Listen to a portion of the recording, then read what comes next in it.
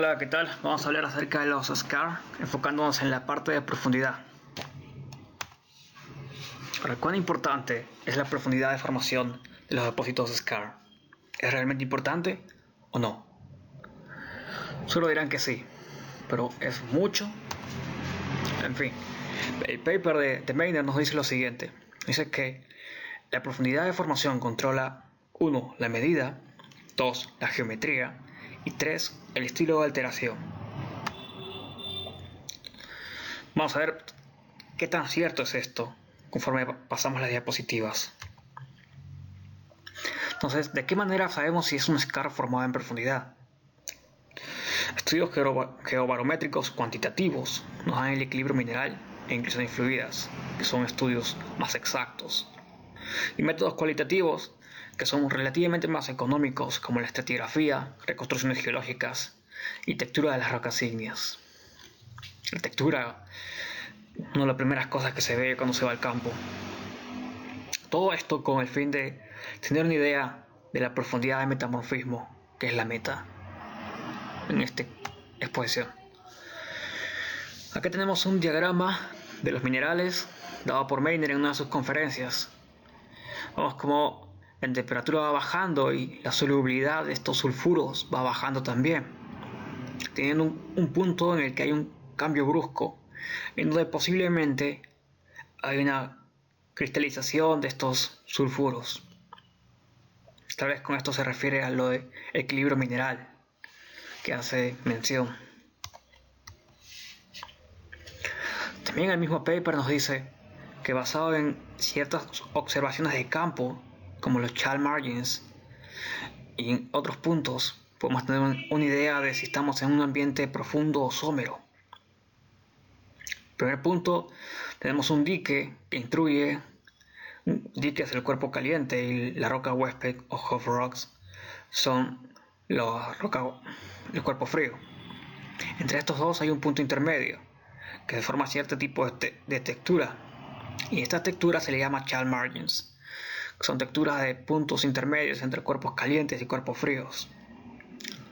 Y con esto podemos tener una idea de si es un ambiente profundo o somero. La medida del grano de una masa de una textura porfidítica, obviamente la textura ayuda bastante.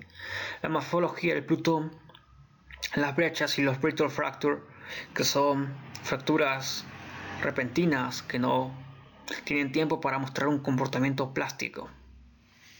Y si traducimos, esta palabra es redundante, pero hace énfasis a ese comportamiento frágil.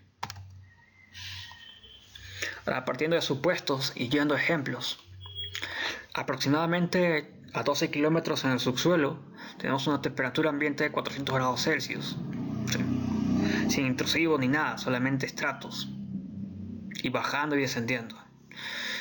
A estas temperaturas, el piroxeno y el granate puede que estén estables hasta un posterior afloramiento. Ahora, ¿qué sucede si hay un intrusivo? El diagrama de la derecha nos muestra. Si hay un intrusivo, se forma una aureola metamórfica en la que se va a dar el mármol y los hornfels, pero no se forman los scar, o si se forman es muy poco, casi nada.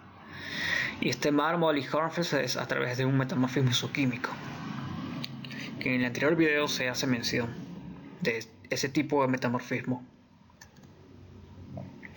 Ahora, un pequeño ejemplo de un ambiente profundo que se da en Canadá, el Swiss Cheese Limestone, que nos dice que en su ambiente profundo hay un metamorfismo previo a la formación de los scar. Este metamorfismo previo da origen a hornfels calcosilicatado, el cual este hornfels malogra el ambiente propicio para la formación de los scar, quedando solamente pequeños restos de carbonatos, y a partir de estos restos pequeños se empiezan a dar la formación de los scar. Y se puede ver en la imagen el scar en profundidad, que está al borde del cuerpo ígneo y su forma de alargada, ¿cierto?, hacia la vertical. Nos dice que en este tipo de depósitos en Canadá es un alto contenido en tungsteno, uno de los más altos contenidos a nivel del mundo, a nivel mundial.